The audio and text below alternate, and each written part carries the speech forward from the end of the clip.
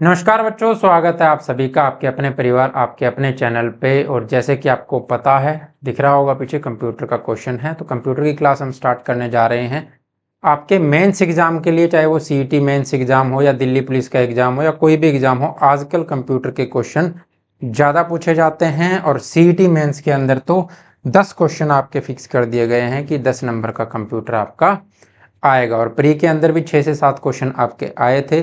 तो इस इम्पोर्टेंस को देखते हुए हम यहाँ पर डेली क्वेश्चन किया करेंगे। तो जो भी बच्चा इस क्लास को देखना चाहता है, कंटिन्यू करना चाहता है, चैनल को सब्सक्राइब कर लेना, बेल आइकन को दबा के ऑल पे प्रेस करना, ताकि आपको हर वीडियो का नोटिफिकेशन मिलता रहे। क्लास अच्छी लगे तो लाइक और शेयर जरूर कर देना। और आपके लिए एक इन्फॉर्मेशन भी है जो क्लास के बीच में ही आपको मिल जाएगी। तो यहाँ पर हम क्वेश्चंस को डिटेल में करने की कोशिश करेंगे, ताकि आपको ये क्वेश्चन से जितनी ज़्यादा हो सके इन्फॉर्मेशन मिल पाए। तो स्टार्ट करते हैं आज की क्लास। और इस वीडियो की आपको पीडीएफ चाहिए तो वो आपको टेलीग्राम चैनल पर मिल जाएगी। टेलीग्राम चैनल का लिंक डिस्क्रिप्शन में मिल जाएगा। मैथ्स बाय प्रदीप साहू के नाम से आपको टेलीग्राम चैनल मिलेगा। तो चलते हैं पहले क्वेश्चन की तरफ। और ये क्लास आपको डेली उसी टाइम, जो जिस टाइम ये आज क्लास मिली है उसी टाइम आपको डेली क्लास मिल जाएगी बच्चे। पहला क्वेश्चन क्या कहता है, देखो। पहला सक्रियात्मक इलेक्ट्रॉनिक अंकीय कंप्यूटर है, यानी the first operational electronic digital computer कौन सा है? एनियाक है, एडवेक है, एडसेक है और यूनिवेक है। ठीक है, तो इन सब के बारे में हम बात करेंगे। सबसे पहले बात कर लेते हैं एनियाक क्या है। तो इनकी फुल फॉर्म पूछ ली जाती है बच्चे। ये है आपका electronic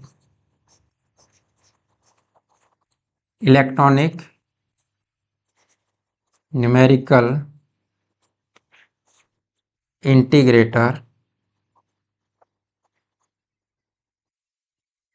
integrator automatic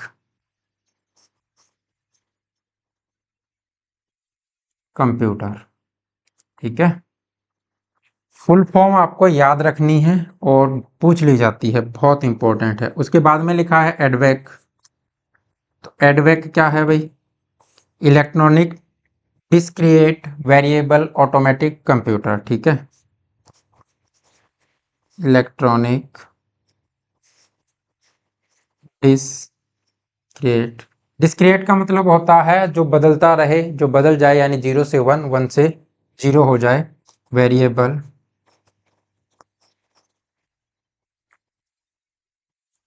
automatic computer. ठीक है, उसके बाद में है एडसेक। ये सब आपके फर्स्ट जनरेशन के कंप्यूटर है बच्चे। एडसेक का क्या मतलब है? Electronic delay storage automatic calculator. ठीक है, इलेक्ट्रॉनिक डिले स्टोरेज ऑटोमेटिक। यहां पर कैलकुलेटर है बच्चे, ध्यान रखना। ठीक है, कंप्यूटर मत लगा देना, नहीं तो क्वेश्चन आपका गलत हो जाएगा। उसके बाद में यूनिवेक। यूनिवेक क्या है? ये है यूनिवर्सल ऑटोमेटिक कंप्यूटर। ठीक है, इसका आंसर क्या होगा? तो पहला जो आपका इलेक्ट्रॉनिक डिजिटल कंप्यूटर था बच्चे, वो था आपका इनियाक। ठीक है, कौन सा था? इनियाक। ये आपका पहला इलेक्ट्रॉनिक डिजिटल कंप्यूटर था। इसको बनाया गया था 15 फरवरी 1946 में। इसको लॉन्च कर दिया गया था, यानी लोगों के लिए ये काम करने लगा था 1946 में। ठीक है, 1943 के अंदर यूएस ने फर्स्ट वर्ल्ड वॉर के तहत इसका क्या दिया था? कॉन्ट्रैक्ट दिया था बनाने के लिए, कि इसको बनाया जाए, ताकि इसको वर्ल्ड वॉर में क्या है, आर्टिलरी जो है उसके लिए बनाया गया था, कि आर्टिलरी को लॉन्च करने के लिए इस कंप्यूटर को बनाया गया था। 1945 में ये बन करके तैयार हुआ, 1946 के अंदर ये फंक्शनल हो गया था। ठीक है, तो आपको इसको किसने बनाया था? तो इसको जेपी एक्यार्ड और जॉन मॉचली ने मिलकर के बनाया था बच्चे। ठीक है, जेपी एक्यार्ड और जॉन मॉचली ने मिलकर बनाया था इसको। ठीक है, ये दो लोग थे इसको बनाने वाले। ठीक है, और ये जो है आपका electronic delay storage automatic calculator, ये इस ऐसा कंप्यूटर था जिसके ऊपर दुनिया का पहला गेम चला था, ठीक है, 1952 के अंदर, ठीक है। और ये जो यूनिवर्सल कंप्यूटर है आपका, यूनिवर्सल ऑटोमेटिक कंप्यूटर, इसको बनाया था आईबीएम ने, ठीक है। आईबीएम क्या है, इधर लिख लो, आईबीएम ये है आपकी इंटरनेशनल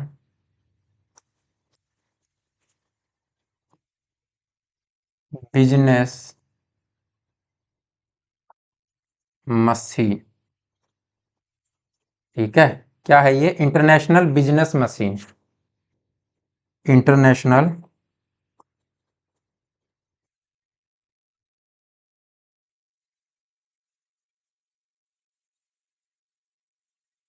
BUNI होगा ना,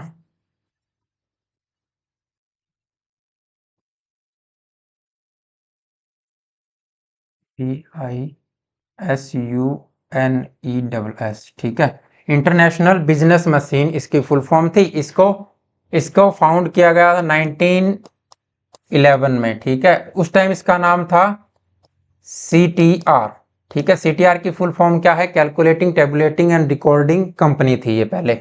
इसका IBM नाम कब कर दिया गया, 1924 के अंदर। कब कर दिया गया IBM नाम इसका, 1924 के अंदर इसका नाम बदल करके IBM कर दिया गया। और ये कंप्यूटर बनाने की ही कंपनी है और आज भी कंप्यूटर बनाती है। इसको बिग ब्लू भी कहते हैं भाई। इस कंपनी को क्या कहते हैं, ये क्वेश्चन भी पूछ लिया जाता है। बिग ब्लू क्या कहा जाता है, बिग ब्लू भी कहा जाता है, ठीक है। तो ये चीज आपको ध्यान में रखनी है। निम्नलिखित में से कौन सा www का सही रूप है, ठीक है। तो आपको बताना है विंडो वर्ल्ड वेड होगा, या वेब वर्किंग विंडोज हो जाएगा, विंडोज वर्किंग वेब हो जाएगा, वर्ल्ड वाइड वेब हो जाएगा, ठीक है। तो कौन कौन सा है, इसका फुल फॉर्म आपको बताना है। तो www यानी वर्ल्ड वाइड वेब, उसका आंसर आपको बता दिया था ना, फर्स्ट ऑप्शन था। इसका आंसर क्या होगा, तो इसका आंसर होगा फोर्थ ऑप्शन। और वर्ल्ड वाइड वेब कब आई थी, तो 1989 के अंदर इसको बनाया गया था और 1993 के अंदर ये आम लोगों के लिए फंक्शनल हो गया था। ये एक इंटरफेस है जिसके ऊपर आप इंटरनेट यूज करके कोई भी चीज़ सर्च कर सकते हो, सर्च इंजन की तरह काम करता है। वर्ल्ड वाइड वेब आप वेबसाइट पे जा करके सर्च कर सकते हो चीज़ें। निम्नलिखित में से कौन सा कंप्यूटर को टेलीफोन लाइन का प्रयोग करके डाटा अंतरित करने की अनुमति देता है, ठीक है। कौन सा है जो इसको टेलीफोन लाइन यूज करके, यानी टेलीफोन लाइन से कनेक्ट करके कंप्यूटर को, उससे डाटा का आदान प्रदान आप कर सकते हो, वो बताना है। Which of the following allow computers to transfer data using telephone line, कुंजी पटल होगा, CPU होगा, मॉडेम होगा, या प्रिंटर होगा, ठीक है। अब क्या करते हैं बच्चे, आप क्या करोगे, आपके पास एक कंप्यूटर है, ठीक है, कंप्यूटर है, इसको जोड़ना है, एक टेलीफोन है आपके पास यहां पर, ठीक है। इस टेलीफोन से इसको कनेक्ट करना है, तो कैसे करोगे, तो डायरेक्ट तो कनेक्ट होता नहीं है, तो वो वही पूछ रहा है कि किसके थ्रू किया जाता है। तो ये एक डिवाइस लगाई जाती है बीच में, इससे क्या करेंगे, टेलीफोन को कनेक्ट करेंगे और फिर इससे ही कंप्यूटर को कनेक्ट कर देंगे। तो किस तरीके से करते हैं, तो कुंजी पटल भाई कीबोर्ड से तो नहीं कर सकते, तो ये ऑप्शन तो नहीं होगा।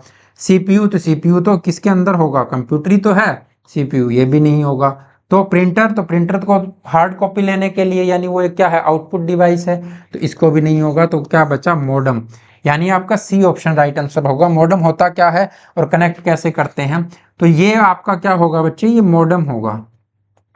मॉडेम का मतलब क्या है, मॉड्यूलेशन एंड डीमॉड्यूलेशन, ठीक है। मॉडेम का मतलब क्या होता है, मॉड्यूलेशन एंड डीमॉड्यूलेशन। मॉड्यूलेशन में वो क्या करता है, मॉड्यूलेशन में क्या करेगा, वो आपका सिग्नल जो है, जो डिजिटल सिग्नल इसको यहां से मिलेगा, किसको, मॉडेम को, वो उसको एनालॉग सिग्नल में चेंज करके किसको दे देगा, फोन को दे देगा, क्योंकि फोन एनालॉग सिग्नल ही ले सकता है। एनालॉग सिग्नल को लेकर के उसकी फ्रीक्वेंसी भी बढ़ा देगा ताकि वो लंबी दूरी तक जा सके, वो फोन को दे देगा। और दूसरी साइड में भी इसी तरह कोई फोन होगा, एक एक मॉडेम होगा और एक कंप्यूटर होगा, ठीक है। तो ये क्या करेगा, फोन से क्या करेगा, अब मॉडेम को सिग्नल चाहिए, सिग्नल आ कौन सा रहा है, एनालॉग सिग्नल आ रहा है। तो ये क्या करेगा, अब एनालॉग सिग्नल लेकर के उसको डिजिटल में कन्वर्ट करके किसको दे देगा, कंप्यूटर को दे देगा। ठीक है, तो ये होती है मॉड्यूलेशन और डिमॉड्यूलेशन। यानी यहां से अगर सिग्नल भेज रहे हो तो यहाँ तो मॉड्यूलेशन होगा, और जहां पर सिग्नल पहुंचेगा वहां पर क्या हो जाएगा, यहाँ पर डिमॉड्यूलेशन हो जाएगा बच्चे। ठीक है, तो यहाँ पर आंसर क्या होगा आपका, मॉडम होगा। आपसे ये पूछ लिया जाता है कि कनेक्टर कौन कौन से रहेंगे यहाँ पर, तो जब आप फोन और मॉडम को कनेक्ट करते हो, किसको, फोन को कनेक्ट करते हो किससे, मॉडम से, तो यहां पर जो कनेक्टर रहेगा बच्चे वो रहेगा RJ11 कनेक्टर रहता है। ठीक है, RJ11 के थ्रू कनेक्ट करते हैं। और मॉडम और कंप्यूटर को कनेक्ट करोगे, मॉडम और कंप्यूटर को कनेक्ट करने के यहां पर कनेक्टर रहेगा RJ45 से भी करते हो और USB से भी कर देते हैं। ठीक है, यूनिवर्सल सीरियल बस से भी कर देते हैं। RJ45 क्या है, इथरनेट पोर्ट होता है, वो होता है RJ45। और फोन और मॉडम किससे, तो RJ11 से कनेक्ट होते हैं। ठीक है, क्यों, क्योंकि फोन के अंदर जो लैन आता है वो किसका आता है, वो RJ11 जैक होता है उसके अंदर। ठीक है बच्चे, चलो चलते हैं आगे। किसी प्रोग्राम में बग क्या होता है, तो बग क्या होता है, क्या वो स्टेटमेंट होता है, एरर होता है, सिग्नेचर होता है, या बी और सी होता है। ठीक है, तो यहाँ पर बग क्या होगा आपका, वो होता है बच्चे एरर। किसी भी प्रोग्राम के अंदर कोई त्रुटि है उसको कहते हैं आप बग। ठीक है, सीपीयू का क्या अर्थ है, what is the meaning of CPU. CPU का फुल फॉर्म आपसे पूछा है कि क्या है, क्या होगी, सेंट्रल प्रोसेसिंग यूनिट होगी, सेंट्रल प्रोग्राम यूनिट होगी, सेंट्रल प्रोग्राम यूनिट, यहाँ भी सेंट्रल, हाँ कंट्रोल प्रोग्राम यूनिट होगी, सेंट्रल प्रोग्राम यूनिट होगी, या कंट्रोल प्रोग्राम यूजर होगा। तो सीपीयू आपका क्या होता है बच्चे, एक तो आप इसको सीपीयू कह देते हो कि घर में बॉक्स लेकर के आए इसको सीपीयू, ये सीपीयू नहीं है बच्चे, सीपीयू एक माइक्रो प्रोसेसर होता है। ठीक है, वो चिप की तरह होता है, जो उसके ऊपर बोर्ड के ऊपर लगा हुआ होता है। ठीक है, तो इसको क्या कहेंगे जी, तो ये जो आप बॉक्स लेकर के आते हो बच्चे, इसको या तो आप कैश कहते हो, या कैबिनेट कहते हो, या फिर टावर कह देते हो। ठीक है, ये तीन नाम इसके होते हैं। ठीक है, जो बॉक्स लेकर के आते हो, और इसके अंदर सीपीयू होता है, और इसमें और भी बहुत सी चीज़ें होती है, आपकी हार्ड डिस्क होती है, मदरबोर्ड होता है, रैम होता है, रोम होता है, सब चीज़ें इसके अंदर होती है आपकी। तो सीपीयू क्या है, तो सीपीयू भी क्या करता है, ये एक प्रोसेसिंग यूनिट है बच्चे। तो ये क्या हो जाएगा, सेंट्रल प्रोसेसिंग यूनिट हो जाएगी। ठीक है, ये अगर आपका सीपीयू है,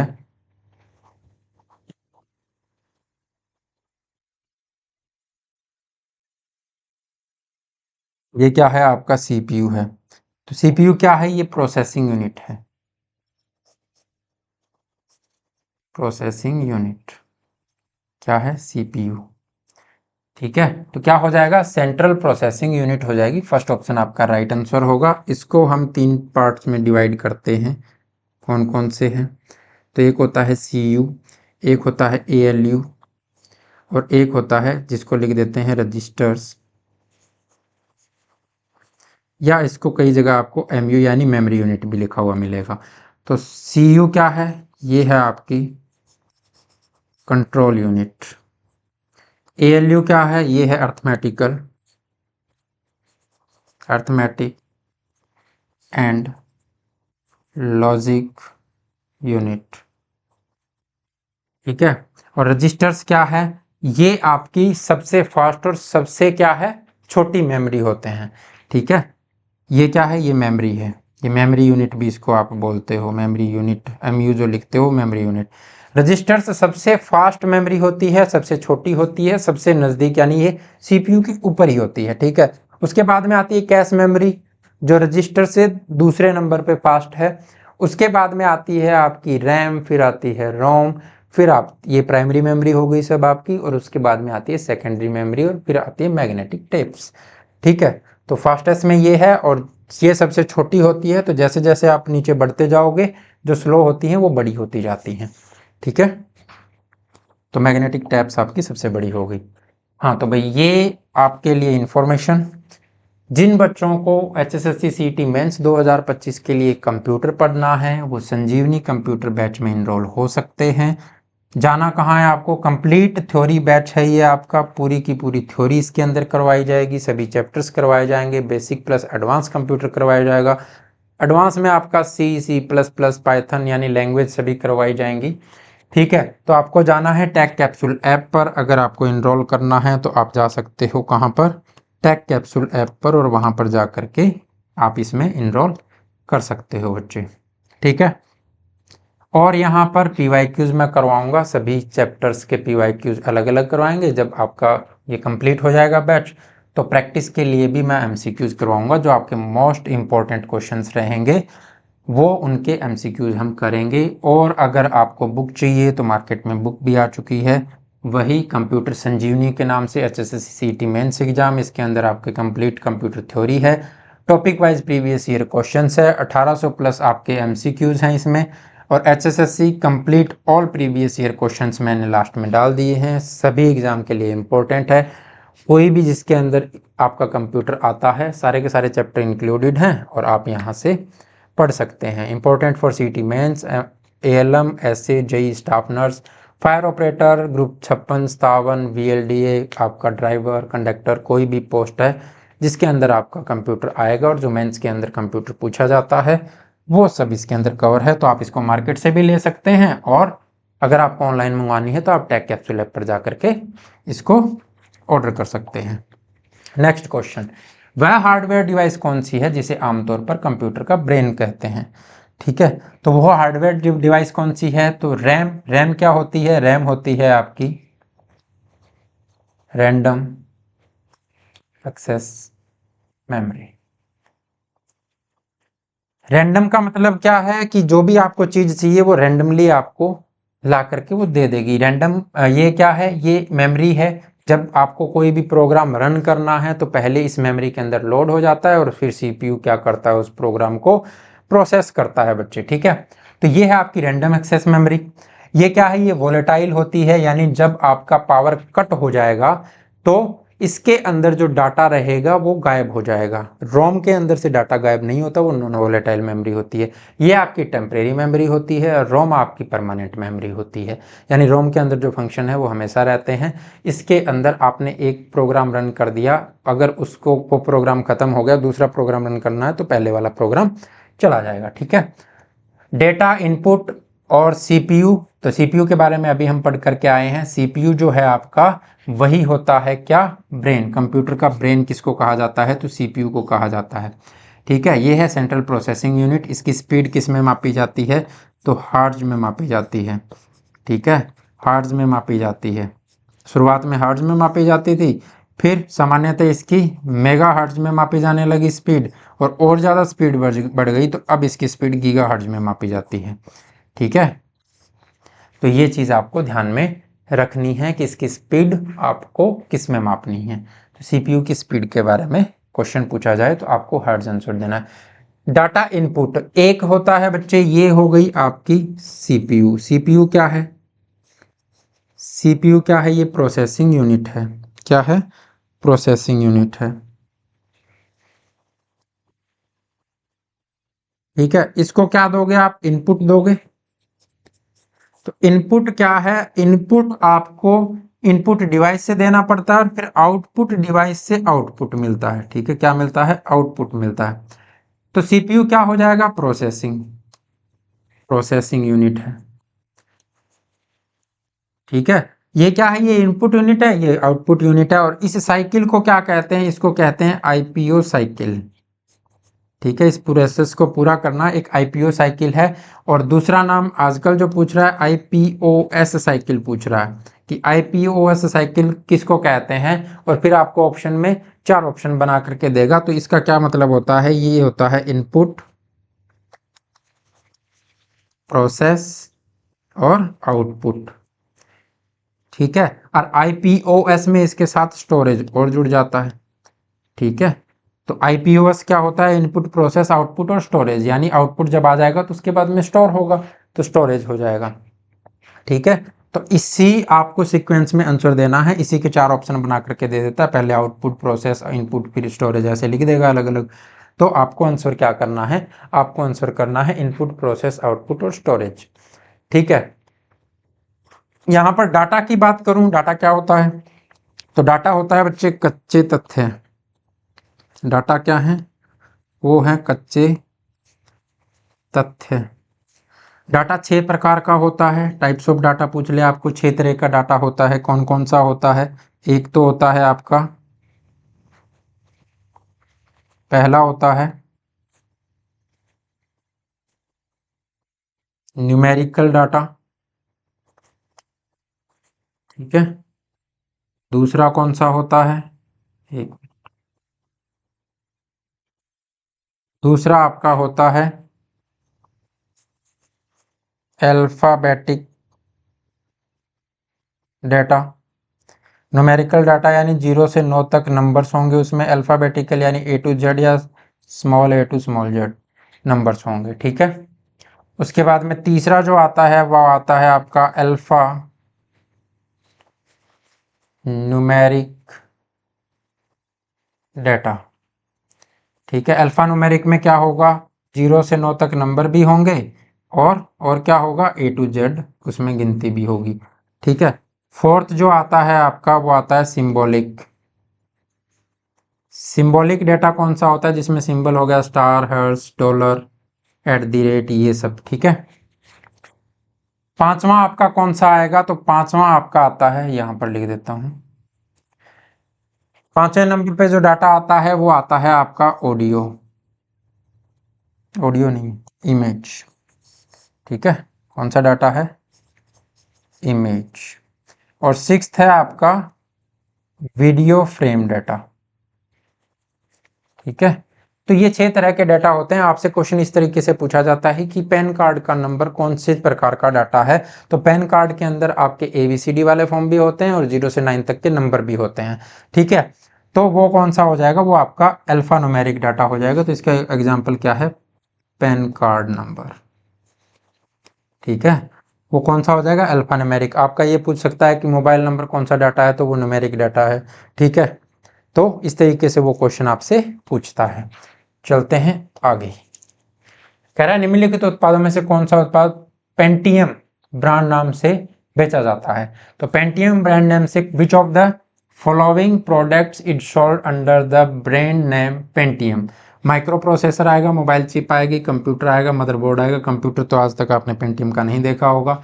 मदरबोर्ड तो आपने इतना ज़्यादा ध्यान भी नहीं दिया होगा, किसी ने मदरबोर्ड निकाल के नहीं देखा होगा। लेकिन मोबाइल चिप तो आपको सबको पता है कि पेंटियम की नहीं आती है। माइक्रो प्रोसेसर, तो ये जो माइक्रो प्रोसेसर है आपका ऑप्शन ए, ये आता है आपका किसका? पेंटियम का। तो माइक्रो प्रोसेसर की बात करें तो माइक्रो प्रोसेसर बच्चे, माइक्रो प्रोसेसर जो फर्स्ट आया था, पहला माइक्रो प्रोसेसर 1971 में बनाया गया था और ये कौन सा था? इंटेल 4004 था। और ये इंटेल कंपनी का ही पेंटियम के नाम से आपका माइक्रो प्रोसेसर आता है। और ये कब से स्टार्ट हुआ था? ये 1993 से स्टार्ट हुआ था बच्चे, ठीक है। 1993 से पेंटियम का माइक्रो प्रोसेसर आना स्टार्ट हुआ और ये पूरा प्रचलित रहा 2023 तक लगभग, ठीक है। तो सबसे पहला कौन सा आया? इंटेल 4004। इसको किसने बनाया था? 1971 में टेड हॉफ ने बनाया था इसको, ठीक है। किसने बनाया था? टेड हॉफ ने। फर्स्ट प्रोसेसर यानी फोर्थ जनरेशन के अंदर आपके क्या आ गए थे? माइक्रो प्रोसेसर आ गए थे। VLSI आ गया था, very large scale integration. LSI आ गया था, लार्ज स्केल इंटीग्रेशन। और पहला जो माइक्रो प्रोसेसर था, यानी शुरुआत में जो माइक्रो प्रोसेसर बनाया गया था उसमें 2300 ट्रांजिस्टर थे, ठीक है। ये क्वेश्चन राजस्थान के एग्जाम में पूछा गया है कि पहले माइक्रो प्रोसेसर के अंदर कितने ट्रांजिस्टरों का प्रयोग किया गया था? तो 2300 ट्रांजिस्टरों का प्रयोग आपका किया गया था, ठीक है। चलो, तो ये माइक्रो प्रोसेसर के बारे में जानकारी। पहले इलेक्ट्रॉनिक अंकीय कंप्यूटर में क्या था? ठीक है, ट्रांजिस्टर थे। What was in the first electronic digital computer? जो अभी हम पढ़ के आए हैं कि इन्याक जो है आपका, जो 1946 में USA ने बनाया था, वो आपका first digital electronic digital computer था। तो उसके अंदर किसका प्रयोग किया गया था? तो मैंने ये कहा था कि फर्स्ट जनरेशन का कंप्यूटर है वो। कौन सा है? फर्स्ट जनरेशन का कंप्यूटर है। तो इसमें से आपको ये देखना है कि फर्स्ट जनरेशन के अंदर क्या यूज हुआ। ट्रांजिस्टर यूज हुए, बल्ब यानी बल्ब या वैक्यूम ट्यूब, ठीक है। क्रोड्स मेमोरी यानी कोर मेमोरी यूज हुई थी, या सेमीकंडक्टर मेमोरी यूज हुई थी, ठीक है। सेमीकंडक्टर मेमोरी तो सीमॉस होती है आपकी कॉम्प्लीमेंट्री मेटल ऑक्साइड सेमीकंडक्टर जो होती है उसके बारे में ये बोल रहा है। तो फर्स्ट जनरेशन में क्या यूज हुआ था, तो वैक्यूम ट्यूब यूज हुई थी बच्चे। क्या यूज हुआ था, वैक्यूम ट्यूब। ठीक है, क्या यूज हुई थी, वैक्यूम ट्यूब यूज हुई थी। और इस कंप्यूटर के अंदर भी क्या है, वैक्यूम ट्यूब का प्रयोग किया गया था। तो वैक्यूम ट्यूब इसका आंसर होगा। फर्स्ट जनरेशन में भाषा कौन सी थी, तो मशीन लैंग्वेज थी आपकी। फर्स्ट जनरेशन के कंप्यूटर तो जो मैंने चारों कंप्यूटर आपको बताए हैं, मशीन लैंग्वेज यानी मशीन भाषा थी। ठीक है, क्या यूज हुआ था, तो वैक्यूम ट्यूब। ठीक है, वैक्यूम ट्यूब आपकी यूज हुई थी, मशीन भाषा का प्रयोग किया गया था। और चारों जो कंप्यूटर मैंने आपको बताए हैं वो चारों के चारों कंप्यूटर यहाँ पर फर्स्ट जनरेशन के अंदर आपके बनाए गए थे। ट्रांजिस्टर, तो ट्रांजिस्टर आपका सेकंड जनरेशन में यूज हुआ था। ठीक है, सेकंड जनरेशन में। सेकंड जनरेशन में भाषा जो थी वो थी असेंबली भाषा।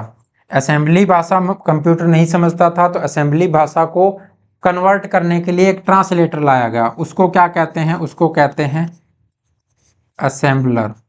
ठीक है, असेंबलर क्या करता था, असेंबलर असेंबली भाषा को किस में ट्रांसलेट करता था, किस में बदल देता था, वो आपका मशीन भाषा में बदल देता था। ठीक है, और उसको कंप्यूटर समझ पाता था। ठीक है, अब बताओ। हाँ, WWW के विकास कारक तथा संस्थापक कौन है, the inventor and founder of the WWW is. ठीक है, यानी वर्ल्ड वाइड वेब के संस्थापक कौन है, कब हुई थी इसकी स्थापना, ये तो मैंने ये बता दिया था आपको। आविष्कार कब हुआ था, 1989 में। और 1993 के अंदर ये आम लोगों के लिए यूज होने लगा था। तो इसका विकास आविष्कार किसने किया था, तो टिम बर्नर ली ने किया था। किसने किया था, Tim Berners Lee. Bill Gates कौन है, तो बिल गेट्स आपके माइक्रोसॉफ्ट के को फाउंडर हैं। ठीक है, ये भी आपको ध्यान में रखना है। तो इसका आंसर क्या हो जाएगा, टिम बर्नर ली ने। निम्नलिखित में से कौन सी सूचना प्रौद्योगिकी शब्दावली नहीं है, यानी इनमें से आपको बताना है which of the following is not an information technology terminology. ठीक है, यानी इसमें से इंफॉर्मेशन टेक्नोलॉजी आईटी के लिए कौन सी यूज नहीं की जाती है, साइबर स्पेस, अपलोड, प्रकाश भंडारण, मॉडम। ठीक है, इनमें से आपको बताना है। तो आप सीधा सीधा आपको पता है मॉडम भी यूज करते हैं, अपलोड भी यूज करते हैं, यानी किसी भी कंप्यूटर पे या किसी भी साइट पे डाटा आपको अपलोड करना, यानी उसके ऊपर डाटा डालना होता है। साइबर स्पेस भी हम इसी के लिए यूज करते हैं। क्या लाइट स्टोरेज इसके लिए यूज करते हैं, नहीं। तो सी ऑप्शन आपका राइट आंसर हो जाएगा बच्चे। ठीक है, तो ये मैंने आपको बता ही दिया है कि जिसको बैच ज्वाइन करना हो वो जाकर के टेक कैप्सूल ऐप के ऊपर कंप्लीट थ्योरी बैच है आपका। एमसीक्यूज भी करवाए जाएंगे, पीवाईक्यूज भी करवाए जाएंगे। टेस्ट सीरीज भी जब एग्जाम आपका नज़दीक होगा तब डाल दी जाएगी। और बुक लेनी है तो आप मार्केट से भी ले सकते हो, ऑनलाइन टेक कैप्सूल ऐप से ले सकते हो। ठीक है, और ये है आपका होमवर्क का क्वेश्चन कि भारत में विकसित परम सुपर कंप्यूटर का विकास किस संस्थान ने किया था। कल यहीं से हम नेक्स्ट क्लास जो हमारी स्टार्ट करेंगे। तो अगर आपको चीज़ें अच्छे से समझ में आई हैं तो आप इस क्वेश्चन का आंसर कमेंट बॉक्स में करना। अच्छी लगी है वीडियो तो लाइक और शेयर ज़रूर कर देना, और कोई भी प्रॉब्लम है तो आप कमेंट बॉक्स में कमेंट कर सकते हैं, उसका हम तत्काल ही सॉल्यूशन कर देंगे। ठीक है, तो इसका आपको आंसर बताना है और साथ में इसकी फुल फॉर्म भी यहाँ पर जितनी बन रही है, बार्क, सीडेक, IIT, ठीक है, इन सब की फुल फॉर्म भी आप कमेंट में लिखोगे। और इसकी PDF आपको पता है टेलीग्राम चैनल पे मिल जाएगी, लिंक आपको डिस्क्रिप्शन में मिल जाएगा। तो इस वीडियो में इतना ही, नेक्स्ट वीडियो में फिर मिलेंगे अच्छे क्वेश्चनों के साथ। अपना और अपनों का ख्याल रखिए, पढ़ते रहिए। जय हिंद, जय भारत।